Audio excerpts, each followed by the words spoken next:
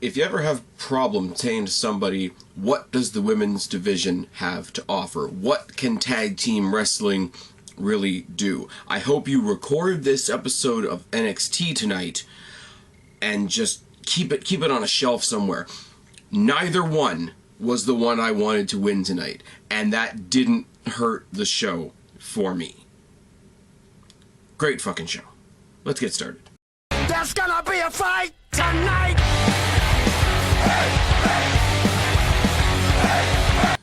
What's going on, everybody? It's your buddy, it's your pal Spaz Phoenix, the YWC Reality Check, here with your NXT review for July 6th. Now, two big announcements to make before I get into this week's show, which was fucking amazing. Number one, I'm watching the preliminary bracketology for the Cruiserweight Classic. I hummed and I hawed, and I thought about this, and I thought about it really hard. Whether I was going to include Cruiserweight Classic coverage on this channel. Only because you guys know how I sort of try to meticulously do a pace-by-pace, step-by-step review of matches, and in the past I've shown that I am incredibly horrible at doing that in fast-paced Cruiserweight matches. Look at what happens anytime I try to review a match with the Lucha Dragons. But I'm going to give it a shot. I'm going to do a combined review on Wednesday starting next week. Those of you that remember when I used to do the fights on Wednesday night, which was a combination NXT SmackDown review, what I'm going to try and do for the next couple of weeks, at least to see how it goes, is I'm going to do a combined NXT Cruiserweight Classic review on Wednesday nights. Now, that's on Wednesday. 2 Tuesdays from now, we got a pretty significant event happening in the WWE in the SmackDown Live brand extension draft on Tuesday the 19th of July. Set your reminders, set your clocks, set whatever you want to. There will be a live broadcast coming from this channel at 11 o'clock my time. You're going to have to figure out what that is your time. I live near Toronto, Canada, so do your time shifting, etc. Kristen, Guapo, and myself will not only be doing the tackle preview for Battleground, but we will be doing a live review and reactions from the SmackDown Live draft. Hope you guys join us. Hope you guys join us in the comment section. Get fucking wild and crazy in the comment section like you guys have been doing on those live videos. It's fucking great, and take it from me, it makes doing those types of videos a lot more fun for me and my friends there. So, Cruiserweight Classic review is going to become part of the NXT review. Going to be doing that live video in 2 weeks on the 19th with Christian and Guapo, talking about Battleground, talking about the draft. We are in a massive, I know, coming off the July 4th Raw, which was fucking disgusting, 1.8 rating on that show. I don't talk about ratings because I think ratings are bullshit, and with the way we watch media these days, the rating is such an inaccurate way of describing how a show did. I could talk about that all day, really. But a 1.8, and this is WWE, and they were going up against friggin' Matt and Jeff Hardy that did the Last Deletion. I saw the Last Deletion. I know I'm rambling, and I should be doing my NXT review. I don't watch TNA anymore. You guys know, one of my favorite wrestlers of all time is Jeff Hardy. Jeff Hardy was what brought me over to TNA for a little while. You guys know when I started this channel, I was doing WWE pay-per-views and TNA pay-per-views. I watched TNA for a while, mostly because my boy Jeff Hardy went over there. It's not enough to keep me in TNA. I haven't watched TNA since Kristen ripped me last year for buying Bound for Glory. Probably right to do so.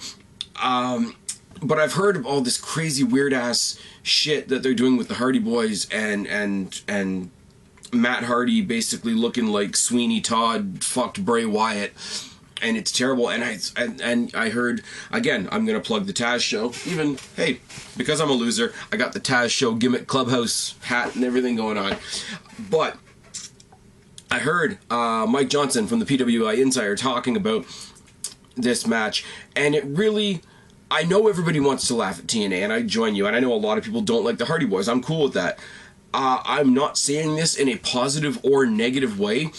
It's about 10 minutes, the video that I have. I might put it in the description of this video, just because you have to watch it. And like I say, listening to the podcast, you listen to Taz and his producer guy there try to talk about it, and it's very, very much what the hell did I just watch? TNA, I will give them a little bit of credit because they took a gamble and they did something really different. I think with a lot more oomph and production behind it, it could have been a cool thing, but it's one of those straight down the middle. I don't know whether this is awesome or bullshit. I'm a little biased, like I say. Jeff Hardy's my boy, he's in there. But so that was going on in TNA. And then we had the bullshit, absolute bullshit, friggin' 4th of July, America episode of Monday Night Raw. But all that mess behind us, we do have the draft coming up. We do have the brand extension coming up. We have SmackDown Live coming up. The Cruiserweight tournament coming up. Really interesting. If you saw the bracketology special tonight, really, really interesting interview with a guy coming back. Those of you that have been watching wrestling for a long time remember the Brian Kendrick and what he was doing back in the day. They had an interview on with him talking about redemption, talking about how he got fired from WWE and how they were right to do so, and he's doing a whole redemption bit. I don't know how much of that is work, how much of it is shoot, but Brian Kendrick is one of those guys I look really interested into doing. The fact that they got Gargano and Ciampa going against each other in the first round is a little, it's a little on the nose. Anyways, that's what's going to be going on here the next while. I rambled on all that shit way longer than I expected to. Didn't think I was going to talk about the Hardy Boys shit. But anyways, let's talk about this week's NXT. We knew we were getting the Revival versus the American Alpha in a 2 out of 3 falls match. We knew we were going to get Bayley versus Alexa Bliss. You guys know it's been a big thing of mine recently. I don't mind Bayley. I really don't. I get why people love her. She's not, okay, is she somebody I tune in to see? No, but I know what she brings to the show, and I know what other people see in her. I have no problem with it whatsoever. I really, really don't. But Alexa Bliss is right on the razor's edge. Alexa Bliss needs something to push her up because she's such a good fucking heel. And I've been saying it. I've been saying I want to see Alexa Bliss versus Asuka for a long time now. Because Asuka is super fucking over. And my camera's flashing at me. Fuck. Technology is a wonder, isn't it? I just lost my steam, lost my total train of thought. But let's talk about Bayley versus Alexa Bliss.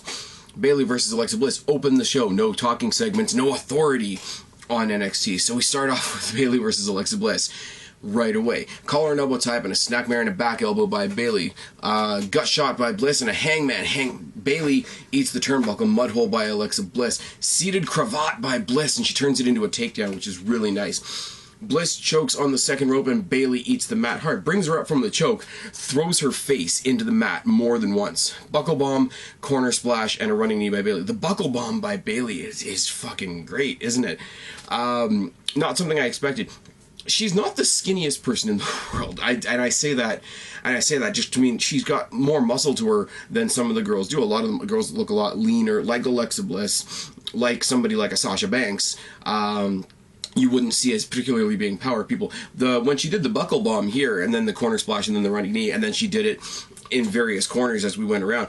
It was one of those things where I've never seen her do that before, but that makes a lot of sense. She probably is a lot more powerful than somebody like an Alexa Bliss, and you don't think of it because she's got that happy-go-lucky demeanor and whatnot. Sunset flip reversal sequence out of the corner and a sweet right-hand uppercut by Bliss as we go to the commercial break. Bliss works the arm in the ropes and then hits it's countered into a hangman by Bayley. Stunner on the ropes by Bayley. It's weird. She had her out on the apron. She brought half of her torso through the ropes and then hit a stunner, so she just kind of fell awkwardly. Because it was awkward, it looked more painful, which made it more effective in this case. Alexa Bliss does that choke leg sweep thing that she does, and then the backflip with the double knees, which is really good, working the midsection. And then they get into, you guys know what I love, that anything you can do, I can do better. They trade jackknife pin attempts, they trade roll-up pin attempts, they trade backslide pin attempts, all in quick succession, and it's like, nope, nope, nope, nope, and I like that. Belly to back suplex by Bayley and a boot. Bliss leg sweeps Bayley off the top, and she hits her head. This is where I have a problem with Bayley, and this is where I'm going to make the direct John Cena comparison. Bayley goes up to the top rope. Alexa Bliss, smart heel move, sweeps her legs while she's on the top rope. She not only smokes her head off the top turnbuckle as she comes down, but she kind of goes da-dunk, da-dunk, da-dunk. down all three. That's 3 direct shots to the back of your head, or at least it's supposed to be. Kayfabe storyline wise, it is supposed to be 3 shots to the back of your head. And the way she fell, again, I have to say it, she fell awkwardly, which makes it look more painful, which makes you worry about her a little bit, which makes it look so much more effective. It's kind of like when Sasha Banks hit the Poison Hurricane Rana in the women's Iron Man match, and it looked a bit botched, and we were really worried that somebody had broken their fucking neck. But she immediately pops up and hits the Bayley to belly for the win. And it's one of those, God, I know, thou shalt not say anything bad about Bayley. I get it, and I get why, people love her. And this match was so, okay, I don't have much of a voice, and I'm sorry for that. But really, this match was fucking great. And for somebody that I'm not 100% behind, like Bayley, she got me into this match. Bliss got me into the match. Bliss is such a fucking bitch. And it's so good. The ending just left it so flat for me, which is really, it's bothersome. I don't want to be that guy, because I always preach against shit like this. The ending does not ruin the match. It doesn't. The match was great. These are two, you know, I'm going to give Bayley the credit where it's due, and I'm going to give Alexa Bliss the credit that I don't think a lot of other people give her.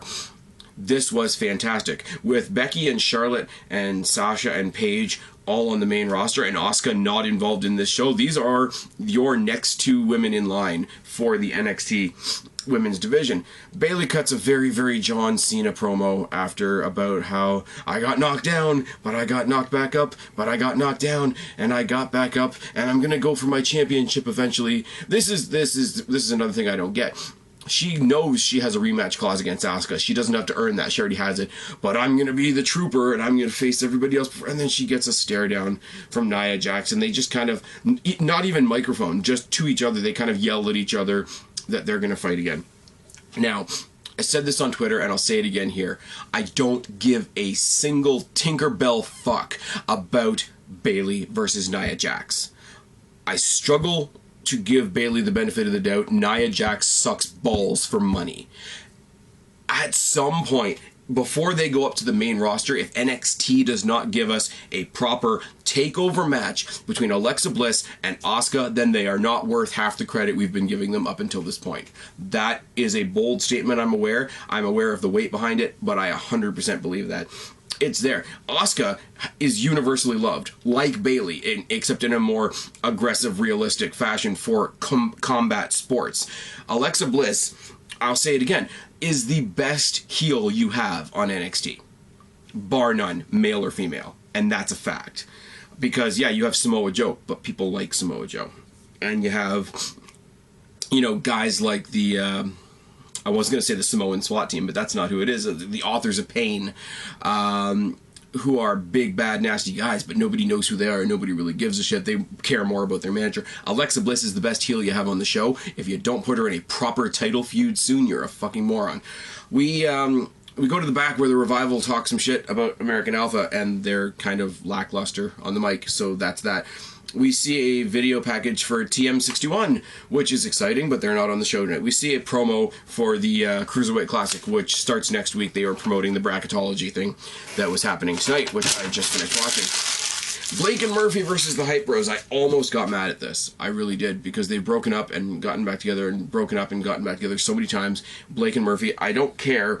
At the best of times, I don't care about them as a team because they don't have Alexa Bliss anymore. I don't care about them as individuals because they're bland as white paint.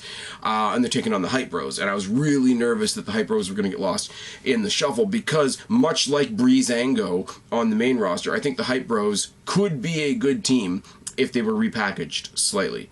Hype Bros versus Breezango would be a match that I would actually watch. I'm just going to say. But... doesn't matter, doesn't last very long. Before the match even starts, Blake and Murphy are already arguing. Blake and Mojo start off. Couple of knockdowns by Mojo. Blake and Murphy argue again. And then everybody in the ring gets gored by Rhino. For reasons. Oh, yes. Next week, we've got Balor versus Nakamura. And we get a video package for that.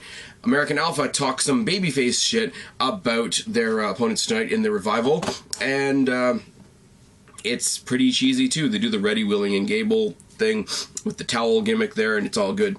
American Alpha versus the Revival in a 2 out of 3 falls match for the NXT Tag Team Championship. Now, much like I said about cruiserweights, these guys were faster than expected, and much like I said about Bayley in the first match, I don't particularly care for the Revival, but they really, really put a day's work in and earned their paycheck on this one. So good for guys that I don't like. Cheers to them for that. My notes for this suck for the most part. Before we even start, I tried to keep up with it. I have a TiVo box, and as you guys know, WWE Network is on my actual television up here in Canada. It's not like it is in the States where you get it on your Xbox or whatever gimmick you're playing it on. It took me about 45 minutes to take my notes for this match, and I'm pretty willing to bet that they're still going to suck a little bit. So I really hope you guys will bear with me on this. Dash and Gable start, collar and elbow tie-up. Crisp as fuck, clean chain wrestling between both of these men. Gable tries for an ankle lock in the early going. Jordan works on Dawson's arm, locks on a seated armbar. More chain wrestling and a lot of throws by Jordan. Jordan, who's already known as a powerhouse of the team, really, really looked like a powerhouse in this match. Cheap shots and double teaming by the Revival. Jordan clotheslines both members to basically put a stop to the double teaming. It's like, fuck off sort of thing. Tandem back suplexes and drop kicks by both members of American Alpha as we go into the first of 2 commercial breaks. We come back, side headlock by Jordan and an atomic drop takedown and mounted punches by Dash. Now from here on, you've got one story, and it's Jason Jordan's legs being ripped to shit by the Revival, and it's so fucking good. For the YWC who talk so much about certain people like Randy Orton, like John Cena, etc., Naomi, moving on, that don't know how to sell and don't know how to do psychology properly, this is fucking great. Leg lace with a wishbone by Dawson. Dash boots and works the leg even more. Works over the leg with elbow drops. Revival get in there and double team the leg around the ring post. Dawson ties the leg in the ropes and kicks his opponent in the face for good measure. Top rope elbow drop to the leg by Dash. Knee drop to the leg and a grapevine to the leg and a leg bar and a front facelock by Dawson. But that's about it. He finally managed to drag his broken ass over to his partner, and the hot tag to Gable starts off with a drop kick and mounted punches by Gable. Suplex and several pin attempts by Gable, and Dash lowers the ropes. Dash lowers the ropes on the outside so that Gable will fly over the top and hit the floor, but I don't know whether this was a botch or whether this was intended. He takes out Dash as he goes over, so they both go over, and it looks like a botch, and it looks like Dash smoked his head off the metal ramp, although I can't be sure. That may be why we go into the second commercial break. Elbows and jabs and hard clotheslines by Dawson on Gable. Revival have a double team beatdown on Gable in the corner. Trip by Dash, elbow drop by Dawson, front slam by Dawson, leg drop by Dash, headbutt by Dash, who rides a neck vice, and it's just like they're just grinding down on the American Alpha, and it's fucking great. Gable tosses Dash, jabs and kicks by Dawson. Dash clotheslines Gable back into the ring. Here's the thing. Dawson knocks him out to the apron. Dash, as he's getting up from the outside, meets him on the apron, clotheslines him back into the ring. It's a neat little spot because if nothing else, it looks so much different. We're so used to people being clotheslined out of the ring to the apron to the floor, whatever. You don't see very many people get clotheslined into the ring. It sounds like a little thing, but the difference in the aesthetics of it make it a really interesting little spot. Body blows by Gable and a spine buster by Dawson. Dawson rides a headlock, corner splash by Dash. Revival guillotine. They do the double team guillotine leg drop. One guy holds Gable up and the other guy does the leg drop from the top. It's really good. The Revival, however, while they're in the process of their double teaming, they crack heads, and there's a hot tag to Jordan, who's still selling the leg, but he's also selling the fact that he's pumped as shit. He's on the hot tag. He's got the adrenaline. He kills everybody with suplexes and a spear to Dash. Belly to belly by Gable. Jordan catches Dash off the top rope with an ankle. Dash tries to come off the top rope with, one of those patented top rope somethings. He catches him in midair by the foot and turns it into an ankle lock. That's fucking fantastic. Gable ankle locks Dawson outside the ring so that he can't break up the pin. Dash taps. American Alpha get the first fall of the match. That's the first fall of the match. But lots and lots of pin attempts by everybody going into the second fall. Lots of chain wrestling, lots of stuff that I couldn't tell you what they actually did if I tried. That's just me being honest with you. But the result is because it is kind of ironic that Dash taps to an ankle lock by Jordan, and Jordan's the guy that's had his leg worked on the whole time. That's a little fugazi, a little funny, a little on the nose, but immediately all these pinfall attempts end in Dawson locking in an inverted figure 4 on Jordan. And Jordan, who's had that leg worked on the whole damn match, hanging on by a shoestring, he has to tap. And the look on his face is fucking great. You talk about these guys being developmental. They've got the little idiosyncrasies down pat. The look on his face like he's about to cry when he has to tap out. And it's not that crying like in so much pain. He's so disappointed in himself that he has to tap. But at the same time, the guy's about to rip his fucking leg off, so you can't really blame him. Pin attempt central once again in a corner spear by Jordan. Both teams' tag team finishers are avoided. The shatter machine and the elevated excellence, whatever, that back suplex pin thing. Ankle lock by Jordan. Inverted figure 4 by Dawson. Here's the deal. Inverted figure 4 by Dawson on Jordan again. We know how susceptible that leg is by this point because it's been worked on and it's already cost them a pin. Gable comes off the top with a headbutt to break up the submission, which is cool. Dash and Gable collide on the outside. Gable attempts many times to suplex Dash off the apron, sort of that classic Kurt Angle spot where you remember everybody's seen it at least once on Botchamania, where Kurt Angle looks like he's trying to suplex the Big Show off the apron, and it kind of looks like he's humping him, ha ha ha. But in all seriousness, they trade punches on the apron, and the Revival get up there because Jordan is fucking dead. He's limping in the middle of the ring. The Revival get Gable in a compromised position on the apron, hit the shatter machine on the apron, roll him into the ring, and do it real good to trap sort of all his extremities so nothing is touching the ropes. And they grasp onto that pinfall, that third pinfall that gets them the win with all of their desperation. And it's fucking great. This match, like all the pins happened in the last two or 3 minutes of the match, it feels like. They had a whole match, and then they had 3 quick pins, which, again, is not what you typically expect from a 2 out of 3 falls match. But again, that difference, that psychology, that the fact that they basically made the whole story of this match about Jason Jordan's leg. Very simple, very fast, very, both of these teams, when they went for their respective pins or submissions or however they were going to get their falls, they both seem desperate, which is a really weird way of giving respect to your opponent. If I don't get this one opportunity now, I might not get it again. That's fucking great. I'm tripping over my words and I'm rambling, and you guys know that have been watching me for a long time. When I ramble like this, when I trip over my words like this, when I don't know half of what I'm saying like this, it's because I've seen a fucking good match. There was only 2 matches on this show. Really. I mean, the whole thing with Rhino goring 4 jobbers at the end of the day, that'll be something eventually. They did a little bit to build up to Balor versus Nakamura next week, but does that match really need to be built? You had a great women's match where the person I wanted to win didn't win. You had a great tag team match where the team I wanted to win didn't win. And how often do you hear me come up and say, none of the people that I wanted to win won tonight, and I don't care? Because that's how fucking good it was.